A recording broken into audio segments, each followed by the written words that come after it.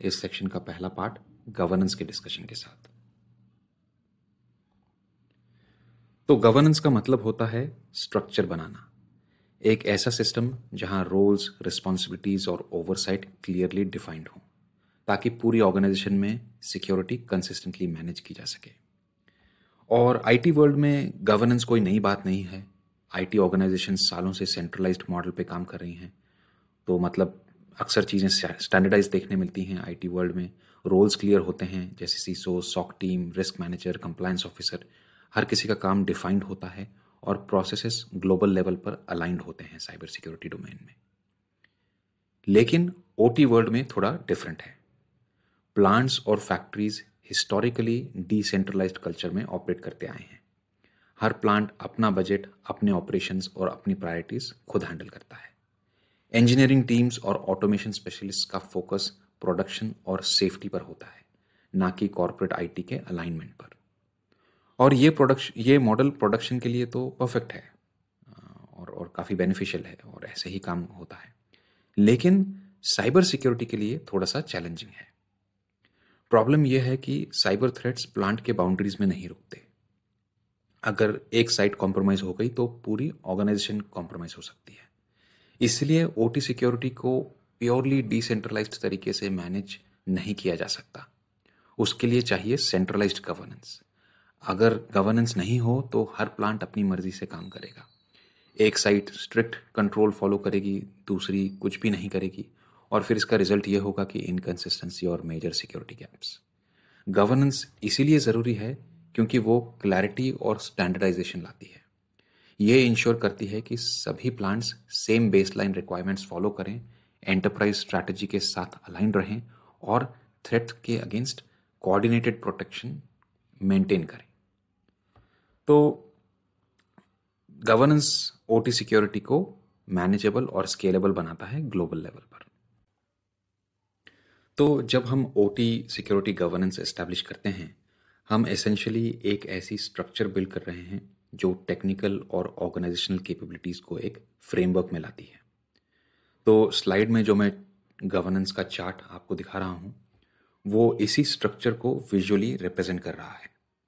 तो step by step फिर हम देखते हैं, इस चार्ट को डिस्कस करते हैं डिटेल में। तो चार्ट के टॉप पे है साइबर सिक्योरिटी मैनेजमेंट कमेटी। ये एक स्टीयरिंग बॉडी होगी जिसमें सीनियर लीडरशिप मेंबर्स होते हैं, जैसे सीसो, सीओ, इंटरनल ऑडिट हेड्स और प्लांट्स के कुछ ओटी रिप्रेजेंटेटिव्स। इनका काम होता है ओवरसाइट देना, ओटी सिक्योरिटी को बिजनेस ऑब्जेक्टिव्स के साथ अलाइन करना और रिसोर्सेस उन जगह अलोकेट करना जहां उनकी सबसे ज्यादा जरूरत है। और फिर उनका साथ इस काम में करता है ओटी साइबर सिक्योरिटी एक्सपर्ट।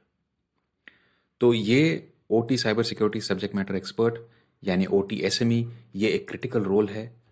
वो ब्रिज का काम करता है ये ओटी एसएमई, जो शॉप मैनेजमेंट और शॉप फ्लोर के बीच में एक ब्रिज बना सके, इंफॉर्मेशन एक्सचेंज करवा सके। और ओटी एसएमई प्लांट्स के अक्रॉस कोऑर्डिनेट करते हैं, रेगुलेटरी रिक्वायरमेंट्स पर गाइडेंस देते हैं और इंश्योर करते हैं कि OT specific issues management level तक सही तरीके से कम्युनिकेट हों।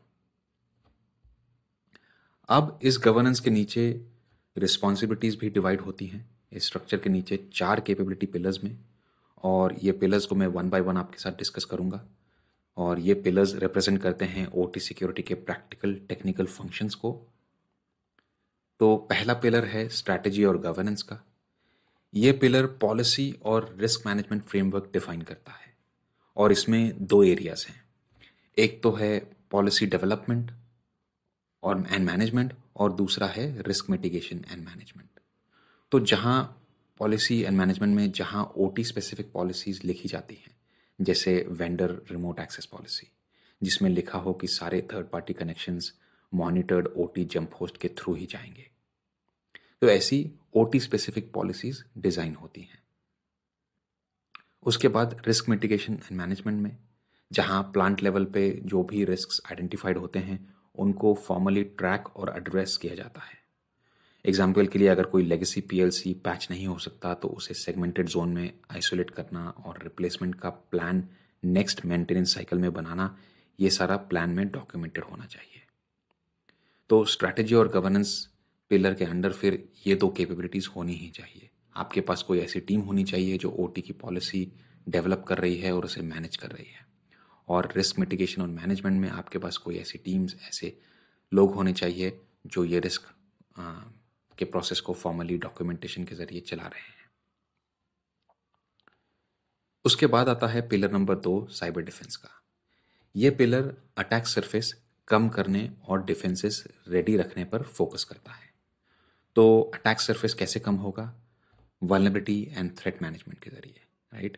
सो और वल्नरेबिलिटी एंड थ्रेट मैनेजमेंट यहाँ सिर्फ स्कैनिंग नहीं, बल्कि सीसा जैसे एडवाइजरीज फॉलो करना और उनके मिटिगेशंस कंट्रोल्ड तरीके से अप्लाई करवाना, ये सब भी इसमें आएगा। और फिर साइबर सिक्योरिटी आर्किटेक्ट का रोल भी यहाँ इम्पॉर्टेंट है। वो ओटी नेटवर्क्स जो तो साइबर सिक्योरिटी आर्किटेक्ट का काम है कि वो ओटी नेटवर्क को सिक्योर रेफरेंस मॉडल के अकॉर्डिंग डिज़ाइन करता है, जैसे सेगमेंटेशन इम्प्लीमेंट करना ताकि आईटी रैंसमवेयर डायरेक्टली ओटी तक ना पहुंच सके। और उसके बाद फिर आपका है थर्ड पिलर, जो कि है ऑथराइजेशन एंड एक्सेस कंट्रोल का। ये पिलर इंश्योर करता है कि सिर्फ राइट यूजर्स राइट प्रिविलेजेस के साथ ओटी एसेट्स को एक्सेस करें।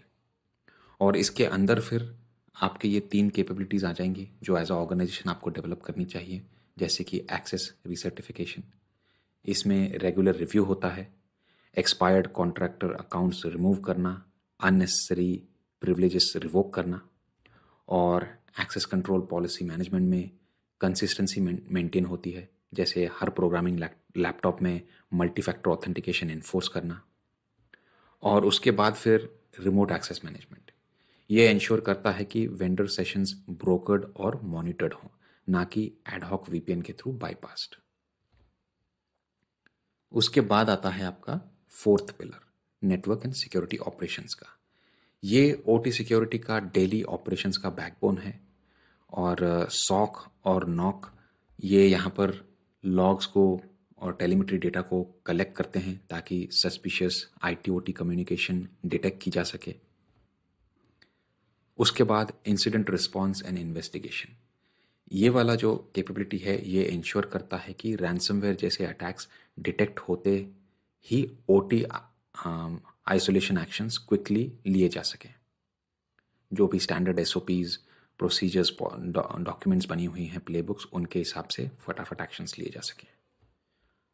उसके बाद थ्रेट इंटेलिजेंस, तो threat intelligence OT specific fields को मॉनिटर करता रहता है, जैसे मालवेयर जो पीएलसीज या इंजीनियरिंग टूल्स टारगेट कर रहे हैं, और जो भी थ्रेट इंटेल कि कौन से अटैक्स ज़्यादा इंक्रीज हो रहे हैं ओटी वर्ल्ड में, एसएमबी अटैक्स हैं या रिमोट एक्सेस अटैक्स हैं, और फिर उस डेटा का यूज़ प्रिवेंटिव डिफेंस स्ट्रेंथन करने में होता है।